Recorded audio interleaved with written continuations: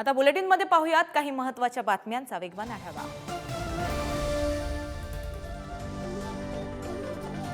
राष्ट्रवादी कुणाची याबाबत आज निवडणूक आयोगात सुनावणी होणार आहे। अजित पवार गटाच्या वतीनं अनिल पाटील, धनंजय मुंडे, सुनील तटकरे उपस्थित राहणार आहेत, तर शरद पवार गटाकडून शरद पवार, जितेंद्र आव्हाड उपस्थित राहणार आहेत। शिवसेना आमदार अपात्रतेचा चेंडू सुप्रीम कोर्टाकडे टोलवण्याची रणनीती सुरू असल्याच्या चर्चा राजकीय वर्तुळात रंगू लागल्यात। सुप्रीम कोर्टानंच निर्णय घ्यावा यासाठी सुनावणी लांबवली गेली आहे असं सुद्धा म्हटलं गेलं आहे। माझ्या पुढेही सत्तेत जाण्याचा पर्याय होता, पण वडिलांना सोडून सत्तेत जाणं पटलं नाही असं वक्तव्य सुप्रिया सुळे यांनी केलंय। बिहारच्या धर्तीवर महाराष्ट्रात आरक्षण मर्यादा वाढवण्यासाठी हालचाली सुरू असल्याचं सूत्रांकडून समजतंय। आरक्षण मर्यादा वाढवून मराठ्यांना आरक्षण देण्याचा सरकारचा प्रयत्न असल्याच्या चर्चा सुरू आहेत। आरक्षण मर्यादा वाढवण्यासाठी हिवाळी अधिवेशनात ठराव आणला जाण्याची शक्यता आहे। मनोज जरांगे पाटील हे तिसऱ्या टप्प्यातील महाराष्ट्र दौरा करून अंतरवली सराटीत दाखल झालेत। लवकरच खानदेश आणि विदर्भाचा चौथ्या टप्प्यातील दौरा जाहीर करणार असल्याची माहिती जरांगे पाटलांनी दिली आहे। जालन्यातल्या अंतरवली सराटीत मनोज जरांगे यांच्या आंदोलन स्थळाकडे जाणाऱ्या रस्त्याच्या दोन्ही बाजूला छगन भुजबळ यांच्या समर्थनार्थ बॅनर लावण्यात आले। या बॅनरवर ओबीसींचा वाघ, संघर्ष योद्धा, साहेब असा मजकूर छापण्यात आला आहे। किशोरी पेडणेकरांनंतर ठाकरेंच्या शिवसेनेचे आणखी दोन शिलेदार आर्थिक गुन्हे शाखेच्या रडारवर आहेत। अमोल कीर्तीकर आणि सूरज चव्हाण यांना समन्स बजावलं असून चौकशीला हजर राहण्याचे आदेश देण्यात आले आहेत। आदित्य ठाकरेंच्या कोकण दौऱ्याचा आज दुसरा दिवस आहे। आजच्या खळा बैठकीत आमदार भास्कर जाधव यांच्या चिपळूण येथील निवासस्थानातून सुरुवात झाली आहे। आज खेड, महाड आणि नागोठणेमध्ये दौरा असणार आहे।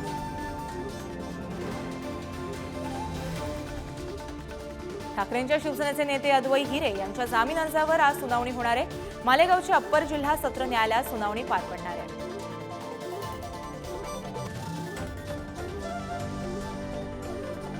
नाशिकची जीवनदायिनी असलेल्या सिटीलिंकच्या कर्मचाऱ्यांचा संप अखेर मिटलाय। वेतन आणि दिवाळी बोनस रखडल्यामुळे कर्मचाऱ्यांनी संप पुकारला होता। बसेस सुरू झाल्यानं नाशिककरांना दिलासा मिळाला आहे। मुख्यमंत्री एकनाथ शिंदे यांनी ऊस दराला तोडगा काढला। मागील वर्षी ज्या कारखान्यांनी 3000हून कमी एफआरपी दिली त्यांचा दुसरा हप्ता 100 आणि ज्यांनी मागील वर्षी 3000पेक्षा जास्त एफआरपी दिली त्यांनी 50 रुपये देण्याची अट घेऊन हा तोडगा काढण्यात आला आहे। जालन्यात युवा संघर्ष यात्रेचा समारोप झाला। यावेळी आनंदे महाराजांच्या कीर्तन कार्यक्रमाचं आयोजन करण्यात आलं होतं। आमदार रोहित पवार यांनी टाळ मृदुंगाच्या गजरात ठेका धरत फुगडीचा आनंद घेतलाय। मुंबईतील दादर रेल्वे स्थानकात पश्चिम आणि मध्य रेल्वेच्या मार्गावरून प्रवाशांमध्ये नियमित गोंधळ निर्माण होत असतो। यामुळे रेल्वे विभागानं फलाटाच्या क्रमांकाच्या बदलामध्ये मोठे निर्णय घेतले। येत्या 9 डिसेंबरपासून तो निर्णय लागू होणार आहे। नागपुरात होणाऱ्या हिवाळी अधिवेशनासाठी 10 स्पेशल ट्रेनला मुदतवाढ देण्यात आली आहे। नागपूर ते मुंबई आणि पुणे मार्गावर प्रवाशांची गर्दी लक्षात घेता हा निर्णय घेण्यात आला आहे। शहरातील प्रदूषण कमी करण्यासाठी ठाणे महानगरपालिका ॲक्शन मोडवर आली आहे। 102 बांधकामांना नोटिसा देण्यात आल्या, तर 132 डंपरवर दंडात्मक कारवाई करून 12 दिवसात 7 लाखांचा दंड वसूल करण्यात आला आहे। पिंपरी चिंचवड शहरात हवेत प्रदूषण करणाऱ्या नागरिक, बांधकाम आणि व्यावसायिक दुकानदार त्याचबरोबर वाहन चालक व विक्रेत्यांना महापालिकेने नोटिसा बजावल्यात। आतापर्यंतच्या 13 दिवसात तब्बल 604 जणांना नोटिसा बजावत दंडात्मक कारवाई करण्यात आली आहे। देशातला सर्वात मोठा सागरी पूल शिवडी नावाशेवा 25 डिसेंबरला खुला होणार आहे। पंतप्रधान नरेंद्र मोदी यांच्या हस्ते 25 डिसेंबरला पुलाचं उद्घाटन होणार आहे। राज्य सरकारी कर्मचाऱ्यांसाठी आनंदाची बातमी आहे। 1 जुलै 2023 पासून मूळ वेतनावरील महागाई भत्ता 46% येणार आहे। जायकवाडीला 6.6 टीएमसी पाणी सोडण्याबाबतचा सर्वोच्च न्यायालयाचा निर्णय सर्वांनाच बंधनकारक आहे असं केंद्रीय रेल्वे राज्यमंत्री रावसाहेब दानवे म्हणाले। मराठवाड्यातील नेत्यांपेक्षा सरकारचं मत महत्त्वाचं असल्याचंही ते म्हणाले। धारावी पुनर्विकास प्रकल्पाच्या घोटाळ्यावरून मुंबई काँग्रेस आक्रमक झाली आहे। 26 नोव्हेंबरला धारावीमध्ये मुंबई काँग्रेसकडून निषेध मोर्चाचं आयोजन करण्यात आलंय। मुंबई काँग्रेस अध्यक्ष वर्षा गायकवाड या मोर्चाचं नेतृत्व करणार आहेत। अंधेरी पूर्व पश्चिमेला जोडणाऱ्या गोखले पुलाचं काम युद्ध पातळीवर सुरू आहे। या पुलाचं काम लवकरात लवकर पूर्ण करण्याकरिता डिसेंबर महिन्यात वेस्टर्न रेल्वे मार्गावर 20 तासांचा मेगा ब्लॉक घेण्यात येणार आहे। डिलाईल रोडच्या पुलाचे मंत्री केसरकर आणि मंगलप्रभात लोढा यांच्या हस्ते उद्घाटन झालंय। यामुळे करी रोड, लोअर परेल, चिंचपोकळी आणि भायखळा परिसरातील वाहन चालकांना दिलासा मिळाला आहे। पिंपरी चिंचवड शहरात आतापर्यंत 30,246 आस्थापनांची पाहणी करण्यात आली आहे। त्यात केवळ 3,363 आस्थापनांकडे अग्निशमन विभाग आणि सुरक्षा दाखल केल्याची आणि असल्याची धक्कादायक माहिती समोर आली आहे। पंतप्रधान नरेंद्र मोदी हे 4 डिसेंबरला सिंधुदुर्ग जिल्ह्याच्या दौऱ्यावर येणार आहेत। त्या पार्श्वभूमीवर 28 नोव्हेंबरपासून मालवण, देवबाग परिसरातील पर्यटन स्थळं बंद राहणार आहेत। कुख्यात डॉन दाऊद इब्राहिम याच्या मालकीची पैठण MIDC परिसरात असलेल्या जमिनीचा जाहीर लिलाव करण्यात येणार आहे। त्याबाबतच्या हालचाली आयकर विभागाने सुरू केल्या आहेत। उत्तराखंडच्या उत्तर काशीमधील बोगद्यात अडकलेल्या मजुरांची सुटका पुन्हा लांबणीवर पडली आहे। खोदकाम करणाऱ्या यंत्रात बिघाड झाल्यानं बचाव कार्य थांबवण्यात आलंय। त्यामुळे मजुरांच्या सुटकेसाठी आणखी प्रतीक्षा करावी लागणार आहे। रायगड जिल्ह्यात दिवाळीमध्ये असलेल्या आनंदाच्या शिधाचा 72% कुटुंबियांना लाभ झालाय। मात्र जवळपास 1,21,000 कुटुंब अजूनही या योजनेच्या लाभापासून वंचित असल्याची माहिती आहे। त्यामुळे या योजनेचा मूळ हेतू साध्य होत नसल्याची भावना यावेळी व्यक्त केली जाते आहे। अमोल कोल्हेंनी उपमुख्यमंत्री अजित पवारांची भेट घेतली आहे। त्यांच्यात तासभर चर्चा झाली। शिरूर रेल्वे प्रकल्प आणि मतदारसंघातील कामांचा आढावा घेण्यासाठी भेट घेतल्याचं अमोल कोल्हेंनी सांगितलंय। इंदोरीकर महाराजांना 20,000च्या जात मुचलक्यावर जामीन मंजूर झालाय। महाराजांनी कोर्टात उपस्थित राहत कागदपत्रांची पूर्तता करत जामीन मिळवला। अपत्य प्राप्तीबाबत इंदोरीकर महाराज यांनी वादग्रस्त वक्तव्य केलं होतं। यंदा पाऊस कमी झाल्यानं कोयना धरणातील जलसाठा घटलाय। त्यामुळे सिंचन आणि वीज निर्मितीत कपात झाल्याची माहिती जलसंपदा विभागाने दिली आहे। वाशिमच्या रिसोड तालुक्यातील जवळा धरणातील अवैध पाणी उपसा बंद करण्याची मागणी स्थानिकांनी केली आहे। आगामी काळात पाणी टंचाई जाणवू नये यासाठी ही मागणी करण्यात आली आहे। शहादा नगरपालिकेवर 2 वर्षापासून प्रशासनाचा कारभार सुरू। निवडणूक रखडल्यामुळे विकास कामं देखील वेळेवर होत नसल्याचा आरोप नागरिकांनी केला आहे। तर पालिका हद्दीतील समस्यांकडे प्रशासन दुर्लक्ष करत असल्याचाही आरोप नागरिकांनी केला आहे। सरकार मराठा समाजाला टिकणार आणि टिकवणारं आरक्षण देणारच असं मंत्री उदय सामंत म्हणाले। आरक्षण द्यायचं असेल तर इम्पेरिकल डेटा गोळा करावा लागेल। त्यासाठी राज्य मागासवर्गीय आयोगाला मुख्यमंत्र्यांनी सूचना दिल्याचं त्यांनी सांगितलंय। मनोज जरांगेंविरोधात डोंबिवलीतील ओबीसी संघटना आक्रमक झाल्या। ओबीसी मधून कुणबी म्हणून आरक्षण देण्यास विरोध करत येत्या काळात तीव्र आंदोलनाचा इशारा या सगळ्या सभांनी दिला आहे।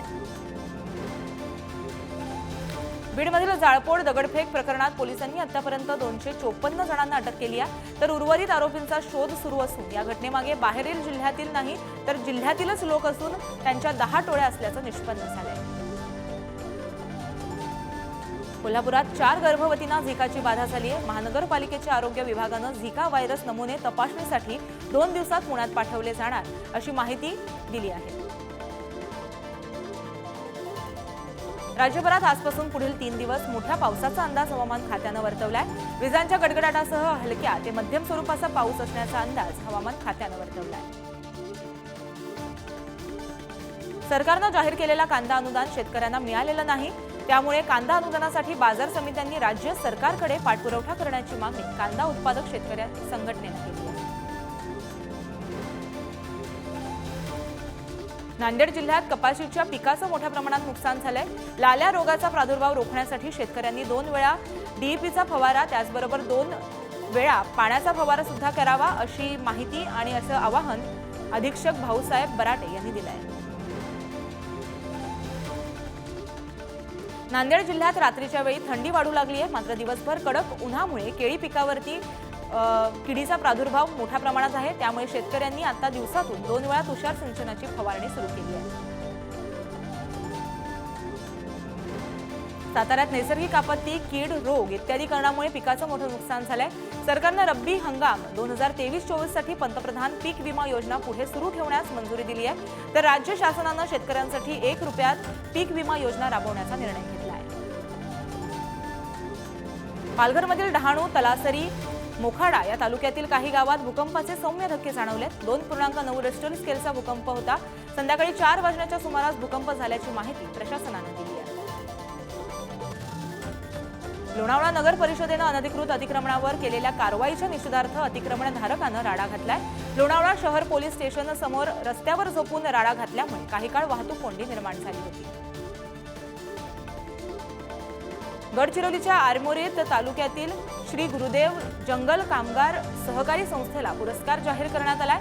आदिवासींच्या विकासासाठी उल्लेखनीय कार्य केल्याबद्दल सन 2021-22चा आदिवासी सेवा संस्था पुरस्कार हा या राज्य पुरस्कार आहे आणि हा राज्य पुरस्कार जाहीर झाला आहे. पंढरपुरात महाआरोग्य शिबिराचं उद्घाटन वारकरी संत आणि महाराज यांच्या हस्ते करण्यात आलं. एकादशी आणि द्वादशी असे 3 दिवस हे शिबिर चालणार असून येथे हजारो वारकऱ्यांवरती मोफत तपासणी आणि उपचार केले जाणार आहेत. जळगावातील ग्रामदैवत श्रीराम मंदिर संस्थानातर्फे आज प्रभू श्रीराम रथोत्सव काढण्यात आला. या रथोत्सवाला पालकमंत्री गुलाबराव पाटील उपस्थित होते. सर्वांना सुखी ठेव, बळीराजाला समृद्ध होऊ दे असं साकडं यावेळेस गुलाबराव पाटील यांनी घातलंय. यंदाचा बालस्नेही पुरस्कार चंद्रपूर जिल्हा परिषदेचे मुख्य कार्यकारी अधिकारी विवेक जॉन्सन यांना देण्यात आला. महाराष्ट्र राज्य बालहक्क संरक्षण आयोग यांच्या संयुक्त विद्यमाने हा पुरस्कार मंत्री अदिती तटकरे यांच्या हस्ते देण्यात आला. नांदेड जिल्ह्यात भारत संकल्प यात्रेला सुरुवात करण्यात आली आहे. मात्र या गावातील नागरिकांनी या कार्यक्रमावर बहिष्कार टाकलाय. जोपर्यंत मराठा आरक्षण मिळत नाही तोपर्यंत गावात कोणताही कार्यक्रम होऊ देणार नाही असा इशारा यावेळेस देण्यात आलाय. जालन्यात 2 दिवस रंगणार राज्यस्तरीय खो खो. 14 वर्षाखालील मुलं आणि मुलींच्या या स्पर्धेचं अप्पर जिल्हाधिकारी रीता मेत्रीवार यांच्या हस्ते उद्घाटन झालंय. यामध्ये सुमारे 300 खेळाडूंनी सहभाग घेतला होता. हिंगोलीच्या जवळा बाजार येथील नवयुवक सत्संग समितीतर्फे श्रीमद भगवत कथा आणि कीर्तन महोत्सव सोहळ्याचं आयोजन करण्यात आलं होतं. यावेळेस टाळ मृदुंगाच्या गजरात गावातून मिरवणूक काढण्यात आली. पुण्याच्या देहू रोड भागातील इंद्रायणी नदीच्या घाटावर एकाची हत्या केल्याची घटना उघडकीस आली आहे. या प्रकरणी अज्ञाताविरुद्ध देहू रोड पोलिसांनी गुन्हा दाखल केला आहे. जालन्यात महारेशीम अभियान राबवण्यात आलंय. नवीन तुती लागवड नोंदणी करण्यासाठी गावोगावी जाणाऱ्या प्रचार वाहनास जिल्हाधिकारी डॉक्टर श्रीकृष्ण पांचाळ यांनी हिरवा कंदील दाखवून महारेशीम अभियानाची जिल्ह्यात सुरुवात केली आहे. उल्हासनगरमध्ये राष्ट्रीय छावा संघटनेचं 1 दिवसीय लाक्षणीय उपोषण सुरू आहे. छत्रपती शिवाजी महाराज यांची अश्वारूढ किंवा सिंहासनाधीश प्रतिमा बसवावी यासाठी उपोषण करण्यात येत आहे. पुणे सोलापूर राष्ट्रीय महामार्गावर इंदापूर नजीक ट्रॅक्टरला एसटी बसनं मागून धडक दिल्यामुळे भीषण अपघात झालाय. या अपघातात दोघांचा मृत्यू झाल्याची माहिती असून काही प्रवासी जखमी झाले. वर्क फ्रॉम होम करून जास्त पैसे कमवण्याचं आमिष दाखवून एकाची 11,51,000 रुपयांची फसवणूक करण्यात आली आहे. या प्रकरणी पुण्यातील सांगवीत गुन्हा दाखल करण्यात आला आहे. पतीसोबत झालेल्या किरकोळ वादातून पत्नीनं 2 चिमुकल्यांसह धरणात उडी मारून आत्महत्या करण्याचा प्रयत्न केला. या घटनेत चिमुकल्यांचा दुर्दैवी मृत्यू झाला असून महिलेवर उपचार सुरू आहेत. हिंगोलीच्या कळमनुरीतील मोरवाडी येथील ही दुर्दैवी घटना आहे. पुणे जिल्ह्यातून तडीपार गुंडाला पोलिसांनी अटक केली आहे. त्याच्याकडून 1 पिस्तूल आणि जिवंत काडतूस जप्त करण्यात आले. रात्री 8:30च्या सुमारास पिंपरी येथे ही कारवाई करण्यात आली. बीड जिल्ह्यातील माजलगाव तालुक्यातील लोणगाव येथे 72 वर्ष वयाच्या आजीच्या डोक्यावर दगड घालून 29 वर्षीय नातवानं तिचा खून केलाय. आरोपीला पोलिसांनी ताब्यात घेतलंय. एकतर्फी प्रेमातून कल्याणमध्ये एका तरुणानं तरुणीच्या बहिणीला भर रस्त्यात मारहाण केली. तुझ्या बहिणीला माझ्याशी लग्न करायला सांग असं सांगत मारहाण करण्यात आली. तरुणावर गुन्हा दाखल करून पोलिसांनी त्याला ताब्यात घेतलंय. सांगलीत रेल्वे वॅगनमधून हजारो लिटर इंधन चोरीला गेल्याची घटना उघडकीस आली आहे. या प्रकरणी रेल्वे सुरक्षा दलाकडून उच्चस्तरीय चौकशी सुरू करण्यात आली असून मिरज रेल्वे सुरक्षा दलाचे निरीक्षक महेंद्र पाल यांना निलंबित करण्यात आले आहे. परभणीच्या गंगाखेड तालुक्यातील वाहणाऱ्या गोदावरी नदीपात्रात मुळी गावाजवळ बैलगाडीच्या सहाय्यानं मोठ्या प्रमाणात वाळू उपसा केला जातोय. या मुळी बंधाऱ्याचं अस्तित्व यामुळे धोक्यात आलं आहे. भंडारा जिल्ह्यात नाकाडोंगरी वनविभागाकडून एका बिबट्याच्या मृत्यू प्रकरणात एकाला अटक करण्यात आली आहे. बिबट्याचा विजेच्या जाळ्यात अडकून त्याचा मृत्यू झाला होता. तुळींज पोलीस ठाण्याच्या हद्दीत अल्पवयीन मुलीला विनयभंग करून फरार झालेल्या आरोपींना पकडण्यासाठी पोलिसांना बक्षीस जाहीर केलंय। अनेक सीसीटीव्ही तपासल्यानंतर या 2 नराधमांचा चेहरा पोलिसांच्या समोर आलाय, मात्र तरी आरोपी गुंगारा देत आहेत। ठाण्यातील गोल्डन हिलटॉप हॉटेलमध्ये अज्ञात व्यक्तींनी कर्मचाऱ्यावर जीवघेणा हल्ला केलाय। हल्लेखोर सीसीटीव्ही कॅमेऱ्यात कैद झाले। घोडबंद रोडवरील ब्रह्मांड आझादनगरमधली ही घटना आहे। नागपुरातील एका चोरट्यानं स्वतः नवीन घर बांधलं, मात्र घरात टीव्ही नसल्यानं त्यानं टीव्ही मिळवण्यासाठी चोरी केली आहे। या प्रकरणी पोलिसांनी आरोपी आणि साथीदाराला अटक केली आहे। पालघरमधील मेंढवण येथे कारचा भीषण अपघात झाला। या तिघांचा जागीच मृत्यू झालाय, तर एकाची प्रकृती चिंताजनक आहे। अपघातामुळे महामार्गावर काही काळ वाहतूक कोंडी निर्माण झाली होती। पालघरच्या दिवाण सन्स औद्योगिक वसाहतीमध्ये ठक्करसेन रोल फार्मिंग कंपनीत चोरी झाली आहे। कंपनीची भिंत तोडून चोरांनी 7 ते 10 लाखांची लोखंडी मशिनरी पळवली आहे। आज इस्रायल आणि गाझा युद्धविराम होईल आणि इस्रायलच्या पोलिसांची सुटका होईल, असं कतारचे परराष्ट्र मंत्रालयाच्या प्रवक्त्यांनी सांगितलंय। इस्रायल आणि हमास दरम्यान सुरू असलेल्या 46 दिवसात 5300 लहान मुलांचा बळी गेल्याची माहिती आहे। त्यामुळे गाझा पट्टी हा लहान मुलांसाठी सर्वात धोकादायक प्रदेश असल्याचं युनिसेफनं जाहीर केलंय। 2 वर्षापूर्वी कोरोनानं जगभरात थैमान घातलं होतं, त्यानंतर आता चीनमध्ये आणखीन एक भयानक आजार आल्याचं समोर आलंय। त्यामुळे जागतिक आरोग्य संघटना ही ॲक्शन मोडवर आली आहे। कोरोनासारख्या चुका पुन्हा न करण्याचं आवाहन या पार्श्वभूमीवर करण्यात येत आहे। आयर्लंडची राजधानी डल्बिनमध्ये 5 मुलांवर चाकू हल्ला करण्यात आल्याची घटना उघडकीस आली आहे। हल्ल्यानंतर डल्बिनमध्ये दंगल उसळत जाळपोळीच्या घटनांमध्ये वाढ झाली, त्यामुळे इथली परिस्थिती हाताबाहेर गेली आहे। मालदीवमध्ये राष्ट्रपती मोहम्मद मोइझू यांची पदावर विराजमान झाल्यानंतर मालदीव भारताविरोधी निर्णय घेत असल्याची माहिती आहे। त्या पार्श्वभूमीवर किरेन रिजिजू यांच्यानंतर भारतीय उच्चायुक्त महावर यांनी मालदीवचे परराष्ट्र मंत्री जमीर यांची भेट घेतली आहे। गुप्तचर उपग्रह प्रक्षेपित करण्यासाठी रशियानं उत्तर कोरियाला मदत केली, असा मोठा दावा दक्षिण कोरियानं केलाय। सध्या या उपग्रहामुळे दक्षिण कोरिया आणि जपान चिंतेत असल्याची माहिती आहे।